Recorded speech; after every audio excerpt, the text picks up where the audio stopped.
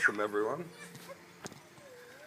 We gather here today not to celebrate the beginning of something new, but rather to pay tribute to what already is.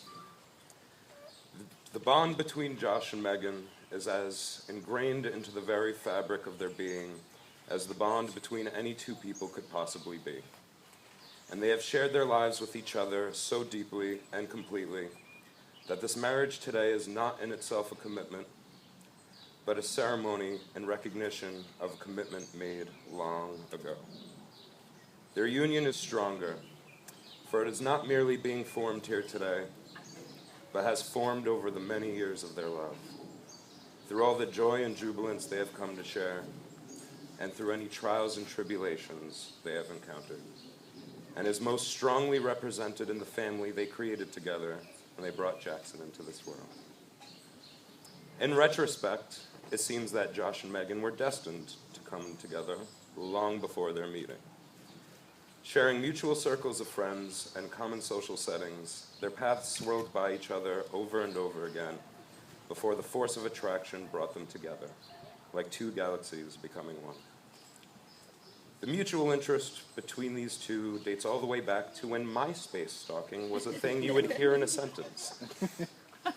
And sure enough, Meghan's admittedly guilty of having MySpace stalk Josh early on.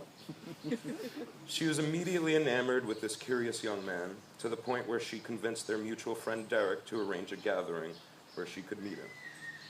They immediately hit it off, began seeing each other as romantic interests, and gradually blossomed into the sort of relationship that could inspire even the most cynical of hearts to believe that true, unshakable love is indeed real. Let us bear witness to the beauty and inspiration that the love between these two serves as. For love does not exist in a vacuum, and no marriage exists outside the world we all inhabit together.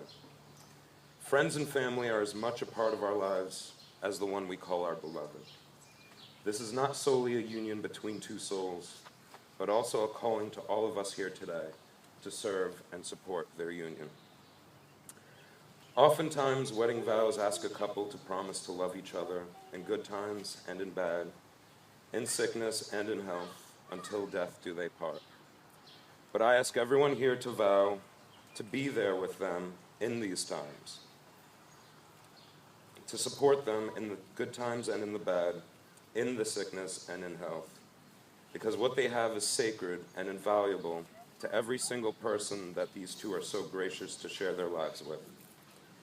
Should any one of us ever be presented with the moment where we can lift their love higher, then it is with all our might that we should push, and without hesitation, because a love this true and loyal is the driving force behind all that is good in this world, and there is no better way to pay tribute.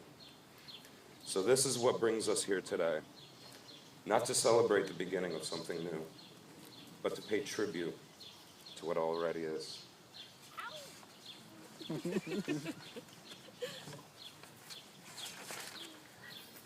I will now read Blessing for a Marriage by James Tilley Freeman. May your marriage bring you all the exquisite excitements a marriage should bring. And may life grant you also patience, tolerance, and understanding. May you always need one another, not so much to fill your emptiness, but as to help you to know your fullness. A mountain needs a valley to be complete, and the valley does not make the mountain less, but more. And the valley is more a valley because it has the mountain towering over it. So let it be with you and you. May you need one another, but not out of weakness. May you want one another, but not out of lack. May you entice one another, but not compel one another. May you embrace one another, but not encircle one another. May you succeed in all important ways with one another and not fail in the little graces. May you look for things to praise, often say I love you, and take no notice of small faults. If you have quarrels that push you apart, may both of you hope to have good sense enough to take the first step back. May you enter into the mystery, which is the awareness of one another's presence. No more physical than spiritual, warm and near when you are side by side, and warm and near when you're in separate rooms or even distant cities. May you have happiness, and may you find it making one another happy. May you have love, and may you find it loving one another.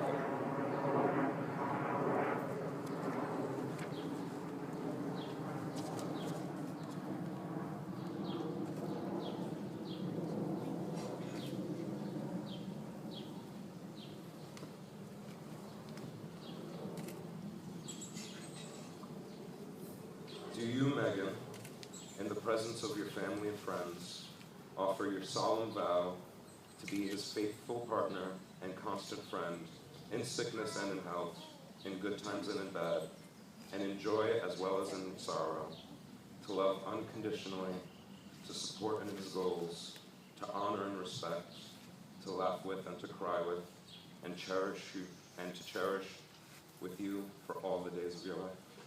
I do. Do you, Josh, in the presence of your family and friends, offer your solemn vow to be her faithful partner and constant friend in sickness and in health, in good times and in bad, and in joy as well as in sorrow? I do.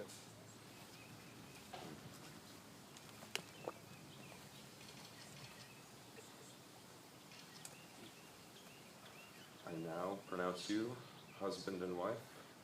You may kiss. Come